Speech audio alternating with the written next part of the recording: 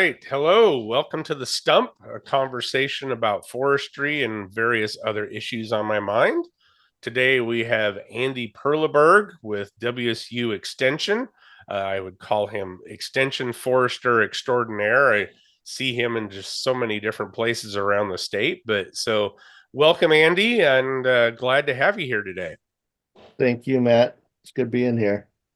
So I just thought first we get started, maybe a little bit of background, about you. I've already had feedback in the few shows I've done that, people kind of like to see a little bit about who it is I'm talking to and get a little bit of, personal kind of how'd they get into, forestry, what's your background, all that kind of good stuff. Yeah, that's kind of the fun stuff.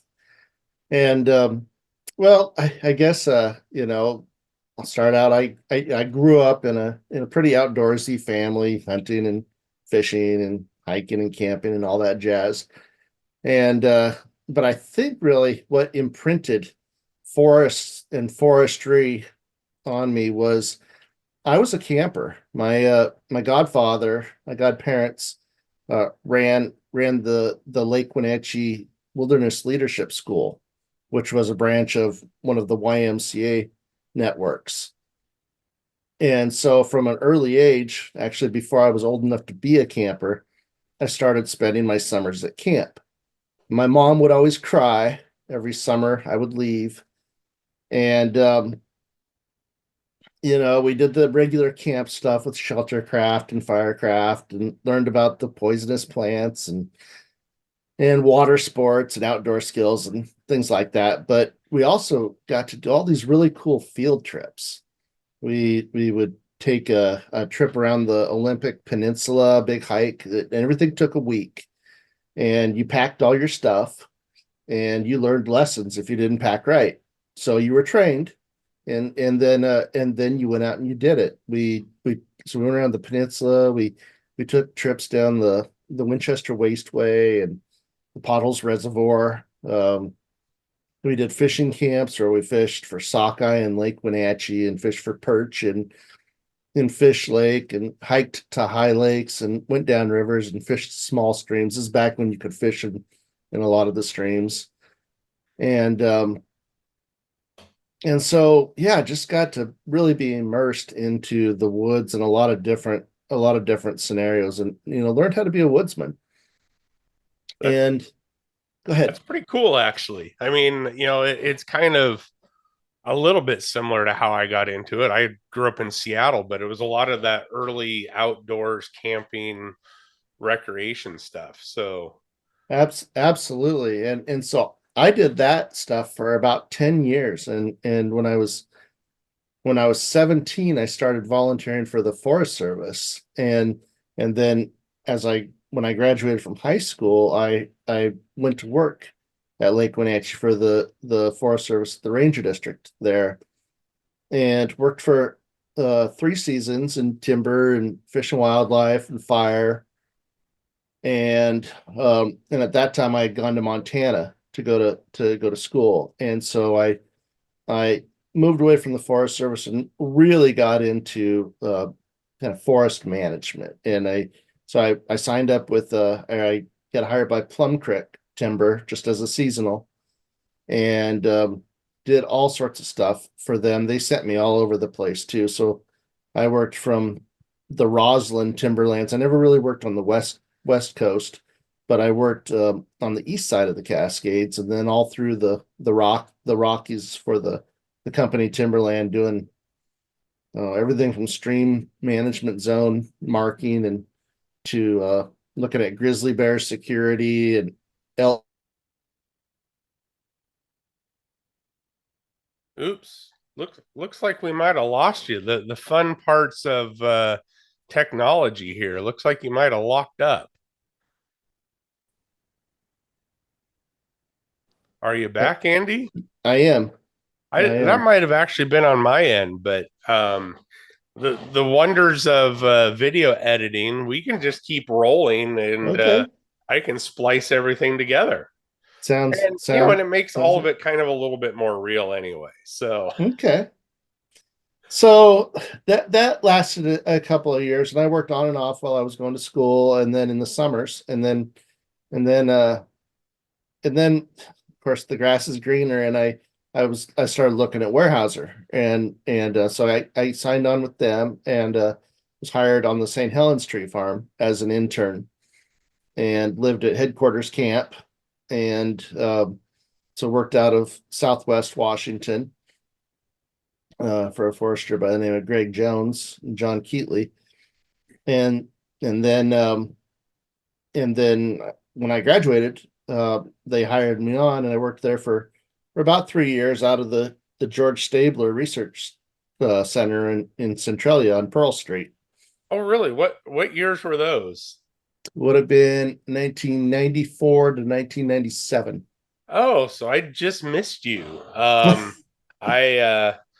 spent early part of my career working for Weyerhaeuser, and my first, I'd say, real job was actually working out of the George Stabler Research Center, staring at aerial photos for 8 hours a day, mapping landslides for their for geologist Jim for Ward. Jim Ward. I mean, Yep. the worst job I ever had in the woods was working for him.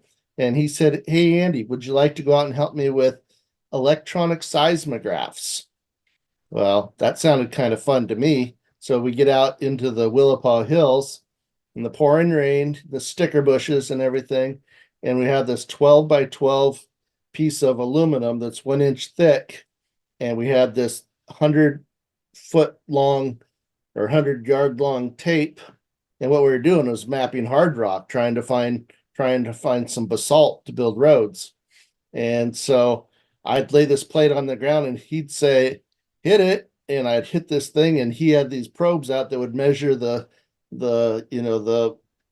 penetration of the sledgehammer into the ground, and that would map the the percussion or the concussion of that. And then I'd do it. He'd say again, again, and finally he'd get a good reading, and I would move it 3 feet forward, and I would do that, and we did that all week long, swinging a sledgehammer, mapping Oh hard yeah. rock. I never did that one with Jim, but I got lots of good stories of you climbed up there, you climbed down there, because I always had to have him come out and look at my roads and harvest units when they were on some steep ground and all that good stuff. And then of course, working at Vale, was not too, and living in Chehalis, ran into Greg Jones quite a bit. And yeah, I've got all sorts of fun stories there too.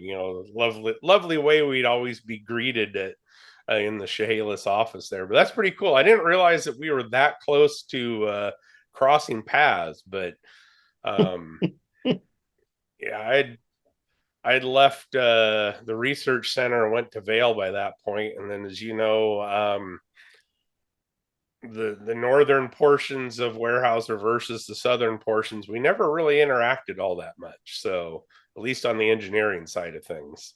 Yeah, it's rearranged since you and I were there. I know they work more at a regional capacity now, rather than, kind of districts. I think they got rid of that stuff. Yeah, it's definitely a much different structure now. So, But Vale is some tough country to work. oh yeah, I worked Vale, the Vale proper, the Mineral Block, the Eatonville Block, and spent lots of time having geologists come out and take a look at things. So, Yeah, um, I was actually I my boss was actually Jerry Gutzweiler. oh So yes, yep, I he remember was Jerry. he was out of Cosmopolis, and he funded all of the work that I did, and a lot of the stuff that we were doing was preparing for what is now the forest and fish laws. So we were trying to get ahead of all the stuff like riparian characterization. What is a functional riparian system? Can we get a grip on all of the forest roads and fish passage and all these things, just trying to get ahead of the ESA?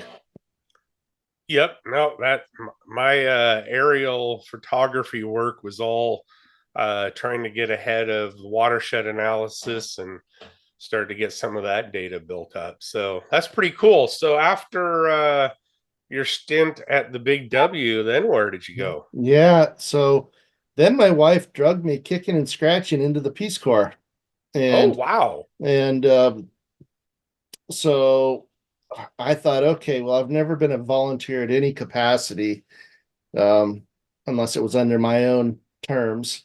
But let's just do it while we're young and don't have any children. And so I wanted to go to work in the Russian timberlands.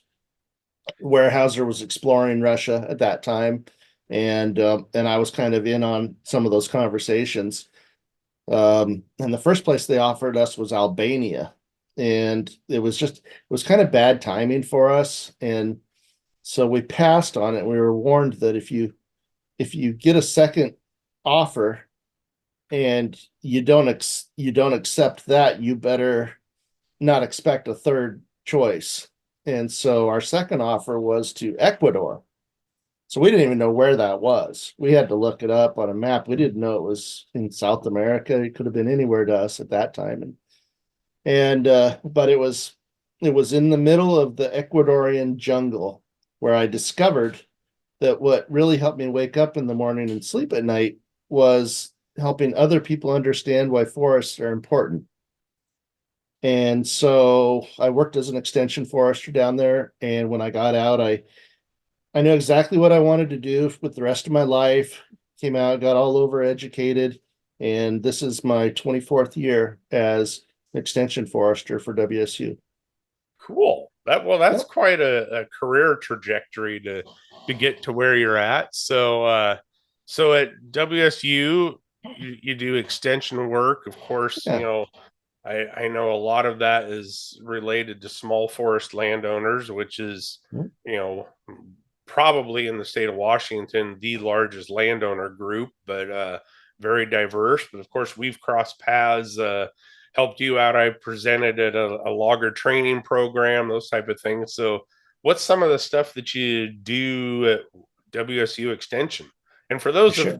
folks that might be outside the area, WSU is Washington State University, so it's the state agriculture school and responsible for the extension program in Washington. Right. So we primarily focus on families and individuals who own forest land. Um, People who work with forest landowners are kind of a secondary. So about three-quarters of my time is spent educating landowners, and about a quarter of it is spent in professional development, like the logger training that you came and helped with, Matt. So we work with loggers, tribal forestry programs, uh, forestry practitioners. We do continuing ed for practicing foresters and such. And I will do some invitation. I'll do a lot of invitational types of programs for other groups as well. But in terms of our target audience, what we're trying to do is help families that own forest land become the experts of their own property. And so we want them to manage their land in a healthy, productive, safe, and sustainable way. And so, and the benefit, the social benefit of that, of course, is that they remain a permanent source of products and services that benefit themselves and society. So that's kind of in a nutshell what we do. There's three extension faculty, so it's not a big program, and there are three. We're considered program coordinators. They're also foresters, but we just don't have faculty appointments for them. So between all of us, um, we cover the state. I'm the only person on the east side of the state, and we're actually in the process of hiring a couple of more extension foresters, thanks to some legislation that you helped with the healthy forest and some of that stuff couple of bienniums ago. So right now, boy, figure roughly 12 million acres. That's mixed between private, state, large industrial, small private industrial, but there's two of you in Western Washington and one in Eastern, and hopefully maybe a second in Eastern. That's a pretty big task on your guys' shoulders. Yeah, and so we count heavily on partnerships and kind of the good old fashioned capitalistic division of labor. And so this is kind of where the whole landowner assistance stuff comes together. And so working with some of the partners, we're able to basically get our services out there and not kind of stumble across each other and not be duplicative in our services.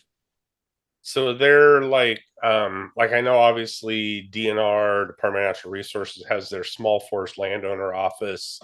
I assume that you guys engage with that to kind of try to leverage their resources along with your resources to get more information, more touch out there on the landscape. Yeah, yeah, that's a good example. There's several different programs at the Department of Natural Resources, so the state, and one is called service forestry. And so these are people that will come out and provide technical assistance to landowners at no cost. We're not going to say it's free, but let's just call it prepaid. And so it's stuff that landowners are already paying for in their taxes, but they'll come out and help them answer basic types of questions. They don't replace the services that a consulting forester, a private forester can provide, but that comes with a fee.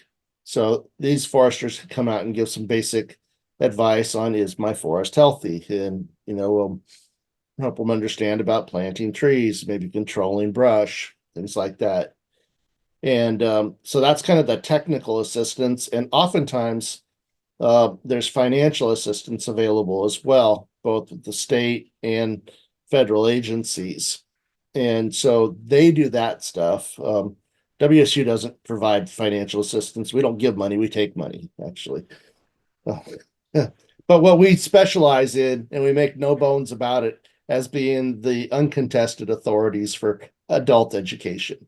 And so we are the educational assistant. So things like field days, workshops, clinics, seminars, demonstrations, all of these different deliveries, both online and face to face, both synchronous and asynchronous.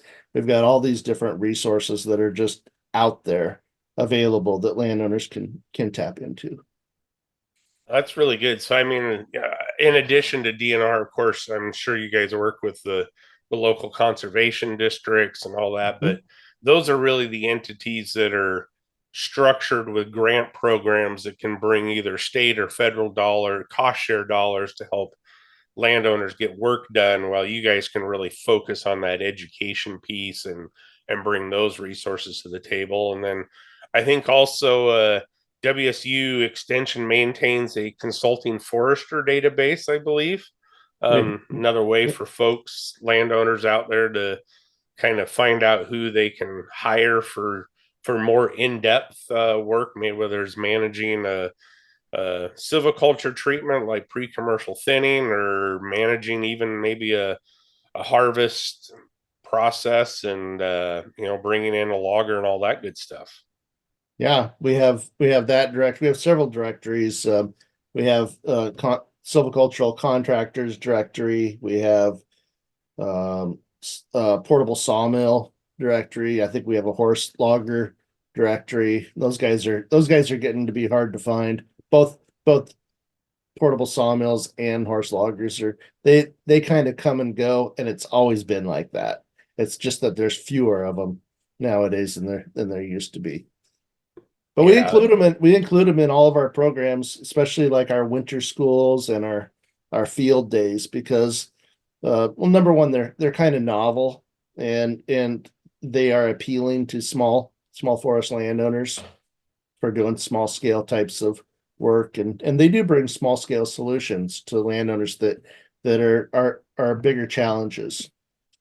yeah, no, I mean, I think that's actually probably really critical, and perhaps maybe even more challenging than like some of the work I've done throughout my career, because you're dealing with people that may own as small as, a few acres, 5 acres, to, you can still be considered a small landowner, own a couple thousand acres of forest land, and have, be trying to figure out how to manage that. So yeah, more the broader exposure you can provide to various landowners seems like a great benefit to them, and keeps them engaged in managing their lands. Because I'm sure through your career, just like mine, we've seen plenty of poorly managed forest land around the state. And that's of course got both economic and environmental consequences, whether that's wildfire, insect disease, or just lack of product, or lack of economic activity. Um, so I guess that's we kind of covered the landowner assistance side of things, but where can people, if I'm just, I got into a lot of this, oh boy, 20 years ago when I was still in the private sector, before I did a little stint in public land management. I had a lot of people that were coming out of urban areas and buying little mini tree farms, 20 acres. Or, I also ran into a few folks where, they had never really thought about managing forest land. They suddenly inherited, 40 acres. What do I do? So we're, obviously WSU extension, is there like a easy URL that folks can go to learn more about forestry, or just, where do people even get started? Yeah, good question. Well, there's two things. So our forestry URL is easy. Our extension forestry. It's just the word forestry.wsu.edu. And so that takes you to our website, and that breaks it down into the different regions of where we work, and you could connect with the different educators there. You can access all those directories and all the online content, as well as find schedules for all of our events that are happening throughout the state. You can also connect with some of our partners and things that way too. The DNR has established what's called the the landowner portal. So if somebody was to Google just the word Washington Forest Landowner Portal, they will get there, and what they'll find is this rainbow of buttons that so you click on the yellow one, and that'll take you to the people that help you with regulatory assistance, like the small forest landowner office. And that can help you figure out, like, if I have a fish passing or a fish blocking culvert, there's programs to help landowners remove those, and at no cost to the landowner, which is a great program. There's things like riparian easements. There's other things, just like, how do I fill out my forest practice application? Do I even need one? And some of those things. So that will take you to the forest landowner office. You click on the blue button and you'll get, for example, the service forestry guys. And so a map will pop up. And so you click the county that you're in, and then that will give you the name of your service forester. And you click on that, and then that person will call you back. So it has a variety of different things, including our contact information there. And you brought up a really good point with the conservation districts. Every county, well, maybe not every county, but most counties have a conservation district. Some counties have kind of adjusted their boundaries, and they might share a conservation district between two counties. But these are the real local people that solve, in the past, have been really involved with soil and water types of conservation programs, but they've gotten into forestry, and there's a lot of conservation district foresters that are available now too. And they also provide technical assistance, and they also have access to some of these special grant funds, like the state and the federal agencies have. So that's pretty much the best way to contact your public entities. And then and then you can also contact, like you were saying, the consulting foresters directory, but there is an organization called the Association of Consulting Foresters. And that tends to be the pool where I direct landowners to that are looking for hiring consulting foresters. These are people that have formal educations in forestry, and they have, I think, a minimum of 5 years of experience practicing forestry. So there is some sort of oversight on who you're getting. Whereas if you just look at like our directory, it's just kind of an opt-in. Anybody can sign up for ours. We don't screen out. And the same thing with the Society of American Foresters. That's our professional society, but anybody can be a member of Society of American Foresters. So the Association of Consulting Foresters really is the best way to find somebody who's legitimate, and they agree to abide by level of ethics and et cetera, et cetera. So in terms of the sources of information, that's kind of where I go with recommendations. That sounds great. I'll put those links into the show notes so that folks can go find them. And because of course it's always a bit of a challenge sometimes when you got lengthy URLs these days to just Yes. go remember it. So that'll be a good place to go find those. And yeah, I would second those are great resources for anyone wanting to get out there, get plugged into I mean, I don't know how many training days, forest or field days you do, but I get quite a few emails from you from your extension email address alerting folks to various programs and things out there. So getting plugged into that would be great. Um, I'm just kind of curious, you've got kind of one career path, I've got another, but you know, what are some of like the challenges you see facing forestry today? Forestry or family forestry? Either one, wherever you want to go. Okay. Well, I'm going to start with family forestry because that's kind of where I specialize. And I believe that our biggest sustainability challenge in family forestry is the intergenerational transfer of land from one generation to the next.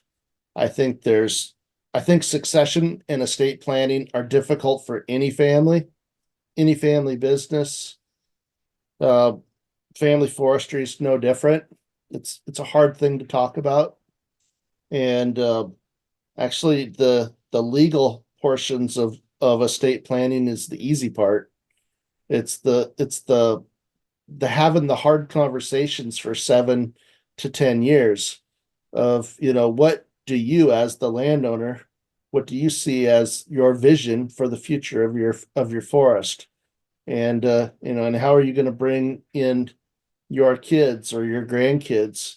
And what do they think about your vision? Do they agree? And uh, so we actually do workshops on this called Ties to the Land, and where we try to help landowners develop those communication skills, whether it's family meetings or kind of outlining what our priorities are, and just ways of kind of being transparent with our thoughts and the things that we own and our money.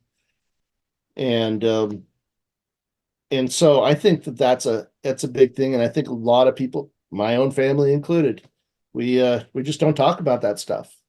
Yeah. Try as I might, I can't get my dad to crack. And and so Well, and so I completely agree with you because I'm kind of in a similar position of, those are not easy conversations to have. Sometimes it's not even necessarily the kids that are struggling to have the conversation. It may be the current landowner is the one who doesn't really want to have the conversations. But I think just knowing what questions to ask, even just finding, what I've struggled with, the resources. How do you go out and find a lawyer? How do you go out and find an accountant? What questions should you ask them? So I think, you're right that I may have to sign up for, well, for me, it's not necessarily a transfer of forest land, but I may have to sign up for one of your classes because it is agricultural land and it's not an easy thing to deal with. So No, and the thing is that all attorneys are not created equal, and and it seems like the smaller the town, the more general the local attorney becomes. And so they may deal with divorce and estate planning and hit and runs. And and what you really need is somebody who understands family forests. And the pool is quite small, both in uh, tax specialists and financial planners and attorneys, and oftentimes insurance plays a role in the whole estate transfer as well. So there's a team that you want to assemble to do this right in order to advance uh, everybody's desires without ending up giving half of your farm away to the government for estate taxes and things because you never you failed to develop some sort of a legal entity to help protect the family farm. It doesn't have to be that way. yeah, no, and I would think too that that also helps open the door to maybe finding other solutions to maintain the forest aspect of it, because that's one of the other challenges. I think I know when I talk with folks at Washington Farm Forestry Association and others is, a lot of times that second or third generation might not necessarily be interested or know the value of maintaining it in forestry. Whether you're talking from an economic side of it or a carbon environmental perspective, that or a lot of times people bought these parcels as they were kind of their retirement nest egg, and trying to find experts that have the resources and knowledge to make sure that that land continues on in a productive mean for that family owner, I think is a that's a big challenge. I agree. I think all of forestry kind of faces that issue, but that is a big one I know in this state for family forests. Yeah. So intergenerational transfer is something that I think is the biggest sustainability issue. Other challenges, small scale solutions. You and I were talking before we started, about what do some of these smaller parcels, what do they do if they need to be active managers? They've gone to Andy's class and they've learned about the different things about density management in order to protect their forest from wildfire and bark beetles and keep the trees thriving in drought conditions. But they can't find anybody to come do the work. And the trees um, are too big or you're too old to do some of these things yourself. What do you do? And so, and where do you take that wood? If you were to harvest it, where do you take it? If you live in Kashmir, Washington, and and it's small diameter stuff, there's only so much firewood out there that you can give away, and the closest mill is 120 miles away, and it's small, low value wood. What do you do about that stuff? So I think small scale solutions is something that is an issue, kind of tying back to legacy planning and small scale solutions. There have been several families now that are interested in gifting their family forest to WSU to use for educational facilities. And so I've been contriving this idea about creating the Center for Family and Small Scale Solutions. And it basically was a conceptual network of demonstration forests throughout the state where educators can bring groups to figure this stuff out. We can have research activities taking place, and we can study everything from operational sides, how what's equipment that's practical at a small scale, to things such as you mentioned carbon. You mentioned, how do you deal with how do you respond to climate? Is it time to start thinking about moving trees around? What do those species even look like? How do they perform? So this idea of the Center for Family and Small Scale Forestry is something that has become appealing to some of these families that either don't have anybody to leave their forest to, or they want their family legacy to look like that.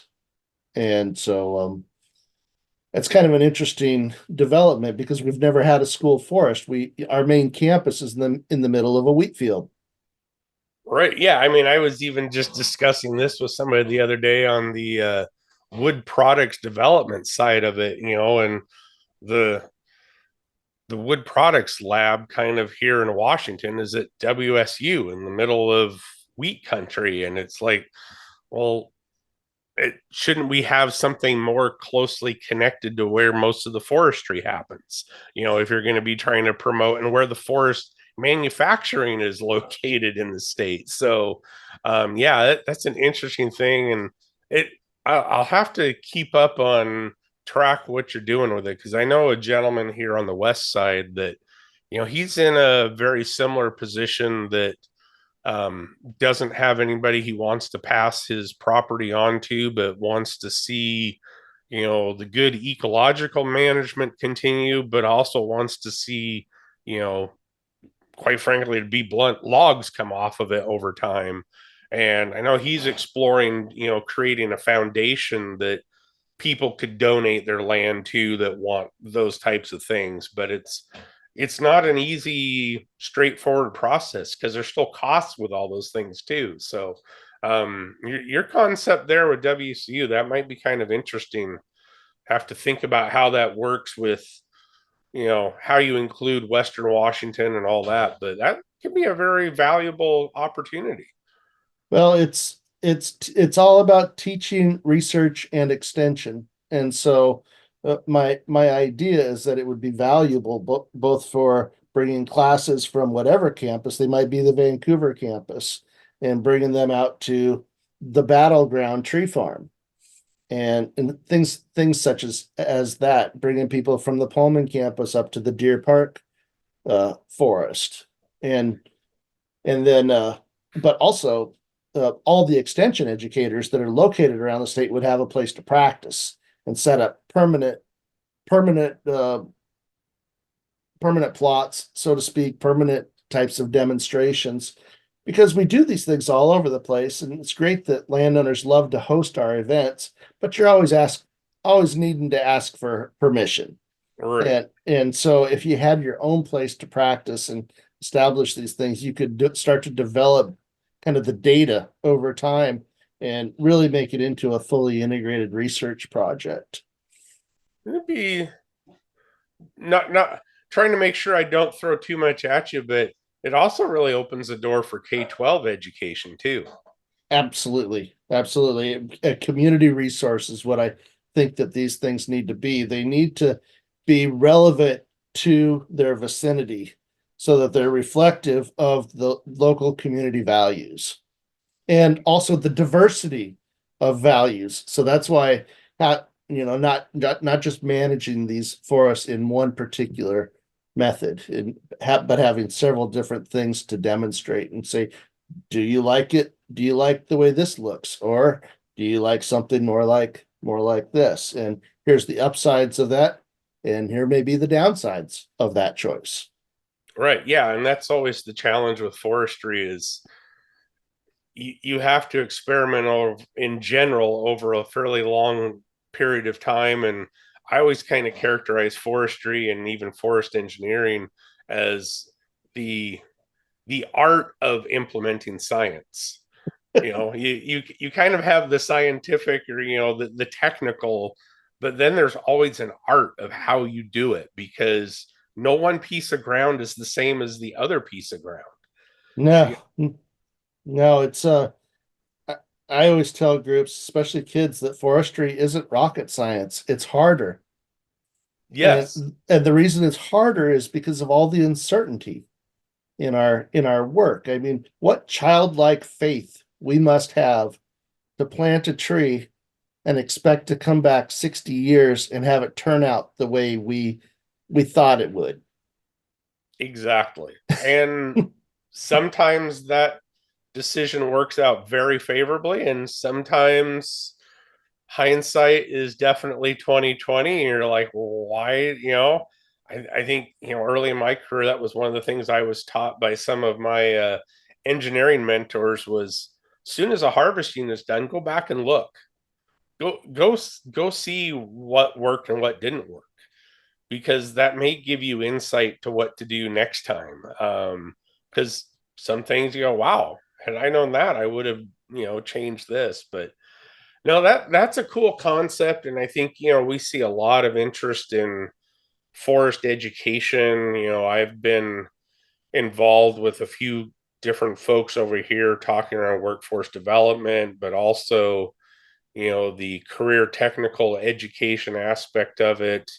Been talking with some folks who are trying to get a teaching facility built at the Kalama High School, because they've got a little 30-acre Mhm. mini learning forest, and Yeah. working on getting a program started down there to you know educate kids on forestry, and hopefully maybe that grows a couple new foresters, and if nothing else, grow some folks who can understand the different op-eds that end up in the papers on the pros and cons of forestry. But what other opportunities do you see for forestry, whether that's family forestry or the broader forestry sector in both the near and long term?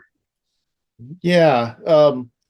Well, just to kind of wrap up, and I think I might have said it already, and you just mentioned it. I guess the other challenges that I see is quality and affordable assistance by contractors.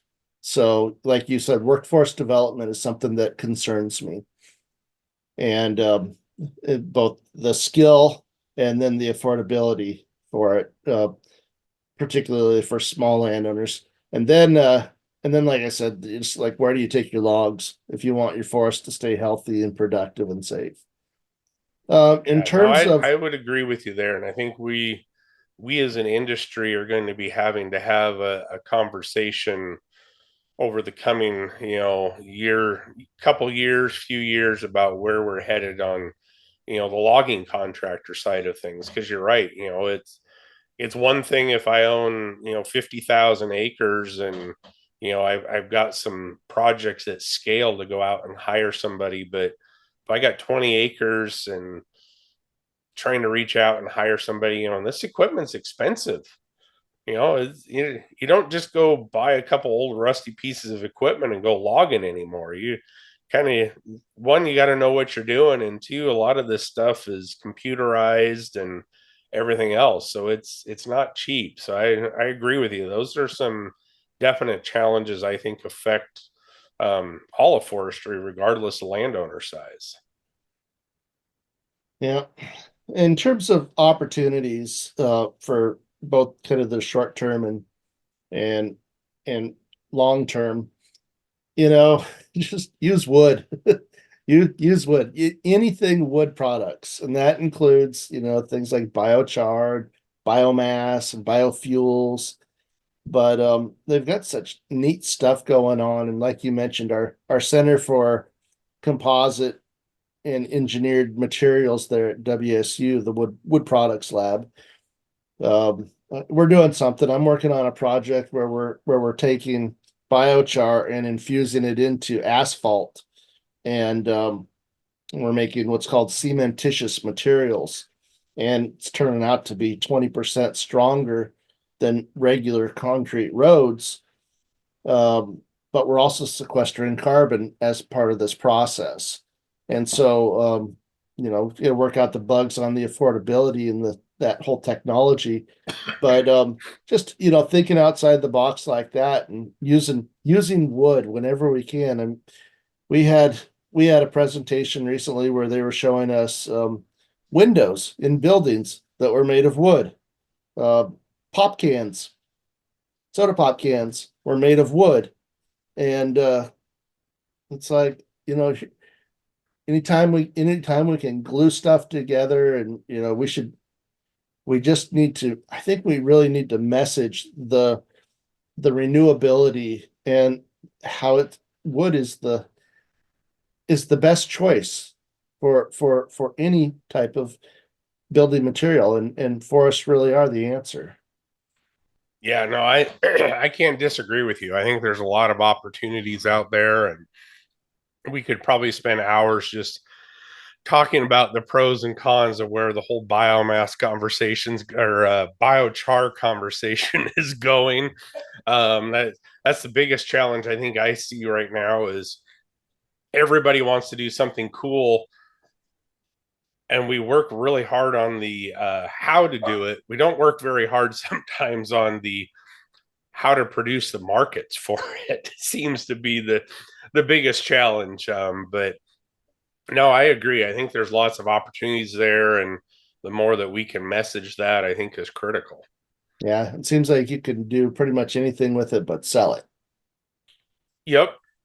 And it appears that there's a lot of demand for it. It's just kind of like, how do we get it there? And are people going to be willing to pay for it? I know that in the viticulture, the wineries are looking at infusing biochar. There's a bunch of research going on there. I've heard about potato growers are interested in it. We just put 6 truckloads of it out on a field at our farm in Deer Park because it was an old rundown oat oat field, and our soil microbiologist said that this field is it's going to take a long time to come back on its own, but we might be able to augment the soil quality and get it functioning again. Yeah. Well, cool. Well, Andy, this has been fun. Anything else in particular you want to mention before we wrap up? And I mean, there's so many different things. I mean, you and I could probably chat for hours and hours, but No, wildfire concerns me, and I drove through all the Oregon fires. I don't know if you been had a chance to look at the West Side wildfires in Oregon. I have not. It's Um, it's unbelievable, and it looks just like some of these burned watersheds in eastern Washington, where every single tree is dead, and only this is Western Oregon. And so I'm concerned about wildfire. I'm not sure there's going to, because there's so much fuel. I'm not sure that some of these fire wise practices are really going to make a lot of difference. My Matt, um, yeah, it's I just if that east wind comes blowing a crown fire, I think the best thing we do is teach people how to evacuate. yeah, and until we start, the my old days as a firefighter, fuel and heat were the only two that you could really control. And when you get to the scale of large forest fires, fuel's about the only one. So It's the only thing we could control. That's right. And so, in order to execute the practices that would stop a fire from moving across the landscape, it would change the look of Western Washington. yeah, and I'm between my regular day job and just forestry interactions I have that this whole, and this probably be a good follow-up conversation at some point in the future. This whole prescribed fire issue, it's one thing in ecosystems where you know frequent return cycles of low intensity fire. I'm thinking of like the scene behind you. That's one thing, but Western Washington, our fire regime is, you know, every 2 to 300, maybe 400 years, we burn off in high intensity, large numbers of acres, and I'm not sure the folks in Western Washington really want that. So I think we need to kind of rethink how we think about wildfire in Western Washington going forward and how we mitigate the risks of it. So, but well, cool. Well, thank you, Andy, for joining, and I do hope to get you back and have some other conversations. And but this has been really good, and like I said, I'll put some links to some of those landowner resources in the notes, and we'll get this episode published. Okay, well, thanks a ton for the invitation to come and talk about family forestry and just some of my opinions. I I hope some people will learn, and I hope people will reach out. I manage a couple of email lists so that people can get notified. They don't have to always go to our website, so they're just going to need to go there for the first time, get my email, and then ask to be put on one of my lists. And I have both the professional foresters and the landowner list. So, Okay, great. And they can find those sign up links at the forestry.wsu.edu link. they can find my email there and then just ask to be put on onto the list. And Okay, perfect. Well, and I still have that bumper sticker that says WSU loves trees. So, but this husky is having a hard time posting it any place. you'll find a place. I'm sure I will. All right. Well, thank you, and look forward to chatting again soon. Okay, see you, Matt.